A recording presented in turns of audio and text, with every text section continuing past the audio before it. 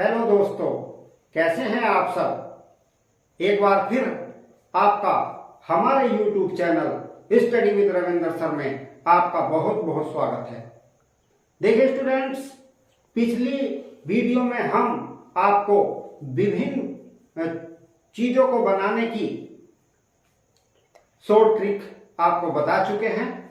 पिछली वीडियो में हमने आपको सारे टेंस फॉर्म बनाने की यानी 12 के 12 टेंस फॉर्म बनाने की शॉर्ट ट्रिक हम आपको बता चुके हैं। देखिए दोस्तों, सीखना एक कला है। कहते हैं लर्निंग इज एन आर्ट।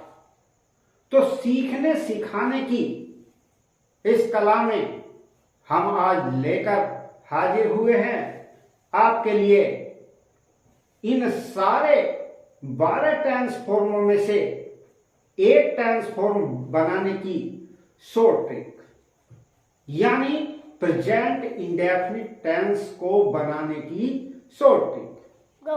देखिए दोस्तों, आपको प्रेजेंट इंडेफिनिट टेंस बनाने की शॉर्ट ट्रिक को समझ लेना चाहिए, क्योंकि हम इसके अफर्मेटिव सेंटेंस में कुछ और होगा, नेगेटिव में कुछ और होगा और इंट्रोगेटिव में कुछ और होगा। अर्थात मतलब कुछ टेंस फॉर्म में इस टेंस की हेल्पिंग वर्ब डू डज इस्तेमाल की जाएगी और कुछ में इस्तेमाल नहीं की जाएगी। तो हम किस किस में हेल्पिंग वर्ब इसकी लगा के चलेंगे और किस किस में हेल्पिंग वर्ब नहीं लगाएंगे, तो इसको हम समझ लेते हैं। आप लोग ध्यान से समझिए, मैं समझता हूं कि आपको अच्छे से समझ में आ जाएगा। तो इस टेंस की बात करें, हम सबसे पहले पहचान की बात करते हैं। तो इस टेंस के वाक्यों के लास्ट में ता है, ती है, ते है, ताहू इत्यादि शब्द वाक्य के अंत में आते हैं। अगर हम रूल्स की बात करें इसके, तो हम प्रेजेंट इंडेफिनिट टेंस के अफर्मेटिव सेंटेंस में यानी साधारण वाक्य में, नेवर अर्थात कभी नहीं वाले वाक्य में और हु अर्थात कौन वाले वाक्य में सिंगुलर सब्जेक्ट अर्थात यानी सिंगुलर सब्जेक्ट में आते हैं हमारे ही, सी, इट या किसी का नाम के साथ वर्ब की फर्स्ट फॉर्म में एस लगाते हैं। जबकि प्लूरल सब्जेक्ट यानी जो कि आई हमारा प्रेजेंट टेंस में प्लूरल माना जाता है, वी, यू, दे या बहुत अधिक जैसे बॉयज, गर्ल्स इत्यादि है ना, के लिए वर्ब की फर्स्ट फॉर्म में एस नहीं लगाते हैं। तो अब हम इनको एग्जाम्पल के माध्यम से समझ लेते हैं।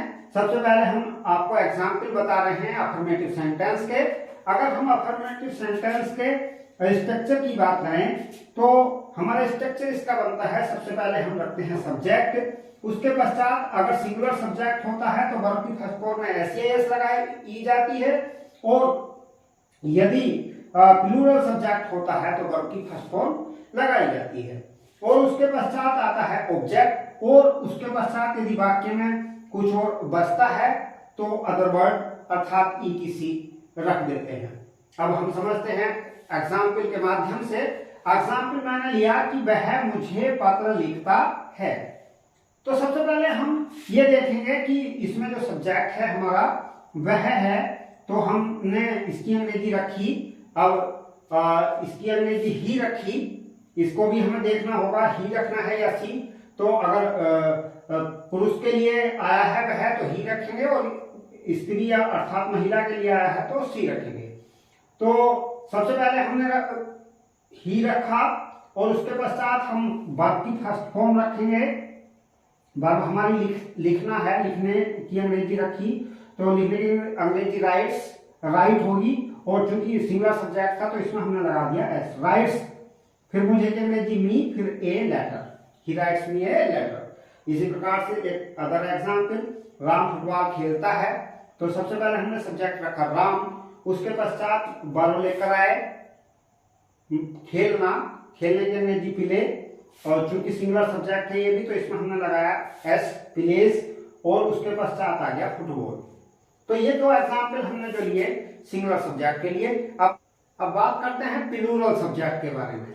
प्लूरल सब्जेक्ट के लिए अगर हम एग्जाम्पल देखें तो हमारा पहला एग्जाम्पल है तुम खाना खाते हो। तो सबसे पहले हम तुम की अंग्रेजी रखेंगे जो कि यू होती है, और उसके पश्चात वर्ब यानी खाना खाने की अंग्रेजी ईट, और उसके पश्चात खाने की यानी इस वाले खाने की द फूड। तो यू चूंकि प्लूरल सब्जेक्ट था तो इसलिए हमने नहीं लगाया इसमें वर्ब की फर्स्ट फॉर्म में एस। नेक्स्ट, अब नेक्स्ट एग्जाम्पल की बात करें तो मैंने नेक्स्ट एग्जाम्पल लिया है कि हम रोज स्कूल जाते हैं। तो सबसे पहले हम की अंग्रेजी रखेंगे जो कि होती है वी, फिर जाने की अंग्रेजी गो, टू स्कूल, और फिर जो है हम लेकर आएंगे उसके पश्चात रोज की अंग्रेजी जो कि होती है डेली। तो यानी we go to school daily. तो ये एग्जाम्पल हमारे प्लूरल सब्जेक्ट के थे। और इसी प्रकार से मैं जैसे कि पहले रूल में बता चुका हूं कि अफर्मेटिव सेंटेंस में सिंगुलर सब्जेक्ट के साथ वर्ब की फर्स्ट फॉर्म में एस लगाया जाता है, और नेवर वाले वाक्यों में और हु वाले वाक्यों में। तो हमारे एग्जाम्पल नेवर वाले वाक्यों के आपके सामने हैं। तो हमने सबसे पहले स्ट्रक्चर लिखा।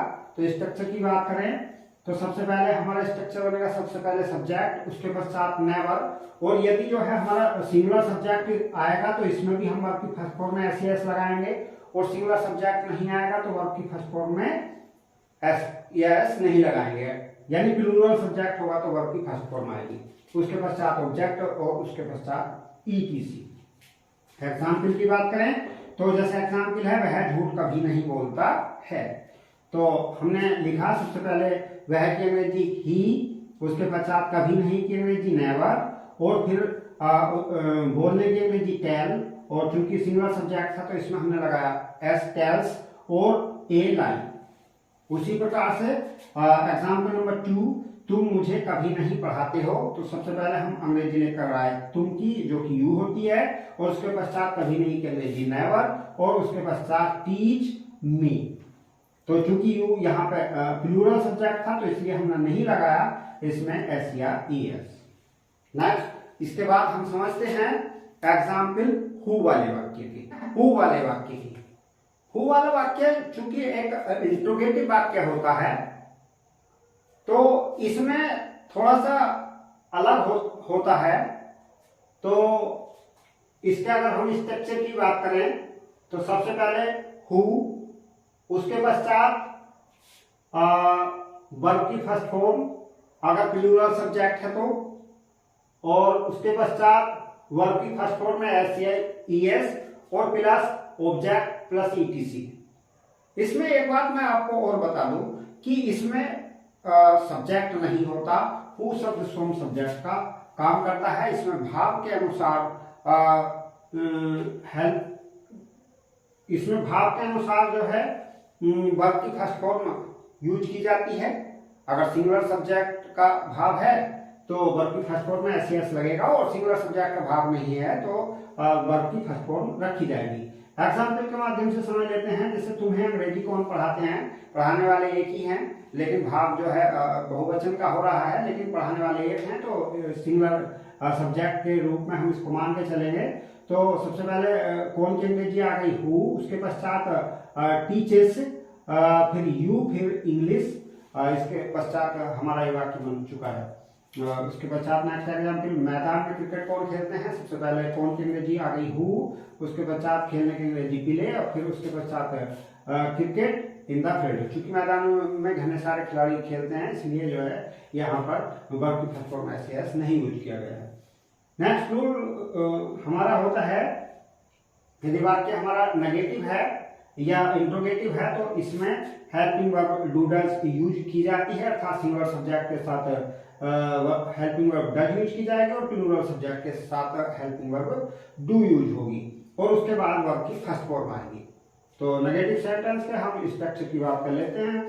तो स्ट्रक्चर हमारा बनेगा, यानी सबसे पहले सब्जेक्ट, उसके पश्चात प्लूरल सब्जेक्ट है तो डू, और सिंगुलर है तो डज इट, और उसके पश्चात नॉट, फिर वर्ब की फर्स्ट फॉर्म आएगी, और उसके पश्चात आएगा ऑब्जेक्ट, और लास्ट में ईटीसी। एग्जाम्पल की बात करें तो एग्जाम्पल वह खाना नहीं खाता है। तो ही सबसे पहले हमने रखा ही, चूंकि ही एक हमारा सिंगुलर सब्जेक्ट है तो इसलिए हेल्पिंग वर्ब आई डज, फिर नॉट, फिर वर्ब की फर्स्ट फॉर्म यानी ईट द फूड। नेक्स्ट दूसरे एग्जाम्पल की बात करते हैं। तुम उसे नहीं पीटते हो। तो सबसे पहले हम अंग्रेजी रखेंगे तुम की, उसके पश्चात तुम चूंकि प्लूरल सब्जेक्ट है, उसके पश्चात हेल्पिंग वर्ब डू, फिर नॉट, फिर बीट और उसके पश्चात हिम।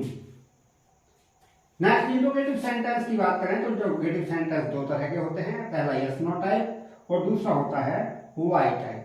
तो यस नो टाइप का स्ट्रक्चर हमारे इस प्रकार से बनेगा। सबसे पहले हम जो है हेल्पिंग वर्ब रखेंगे डू डज और उसके पश्चात रखेंगे सब्जेक्ट, फिर वर्ब की फर्स्ट फॉर्म, फिर ऑब्जेक्ट, फिर ईटीसी, लास्ट में क्वेश्चन मार्क। एग्जाम्पल की बात करें तो एग्जाम्पल क्या वह रोज गाना गाती है। तो यहाँ पे सबसे पहले हम क्या के स्थान पर हेल्पिंग वर्ब डू डज में से इस्तेमाल करेंगे। क्या के बाद अगर सिंगुलर सब्जेक्ट है तो डज इस्तेमाल किया जाएगा, और यदि जो है प्लूरल सब्जेक्ट है तो डू। तो चूंकि यहाँ पे सिंगुलर सब्जेक्ट था तो यहाँ पे आया डज, उसके पश्चात जो है अंग्रेजी सी, चूंकि लड़की के लिए आया है यहाँ पर ये वह शब्द, और उसके पश्चात गाती की अंग्रेजी सिंग और ए सॉन्ग, और फिर रोज की अंग्रेजी आ जाएगी हमारी डेली।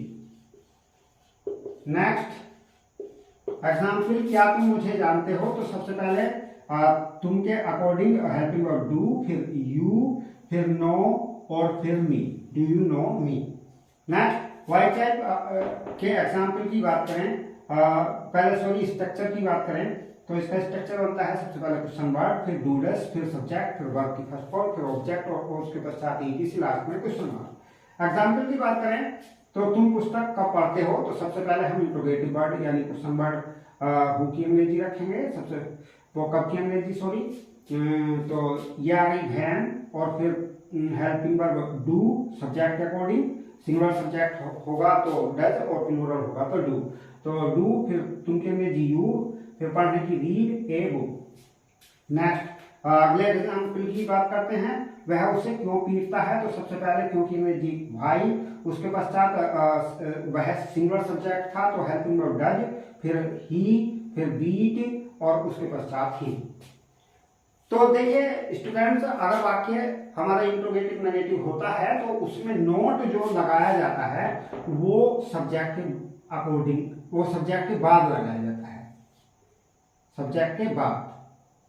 यहाँ पर अगर वाक्य इंट्रोगेटिव नेगेटिव होगा तो नोट जो है सब्जेक्ट के बाद लगाया जाएगा। क्या वह रोज गाना नहीं गाती है, ये आ जाता तो हमारा वाक्य बन जाता does she not sing a song. इस प्रकार से क्या तुम मुझे नहीं जानते हो, तो ये बन जाता डू यू नोट नो मी। और इसी प्रकार से इसमें भी नोट जो लगेगा सब्जेक्ट के बाद लगेगा कि तुम पुस्तक कब नहीं पढ़ते हो, तो यानी वैन डू यू नोट, यहाँ पे आ जाएगा नोट, नहीं आ गया तो। और इसी प्रकार से आप इसको भी समझ सकते हैं।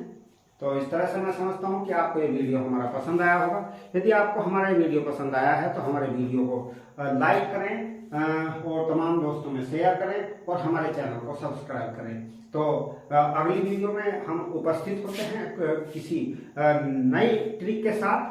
तो मिलते हैं अगली वीडियो।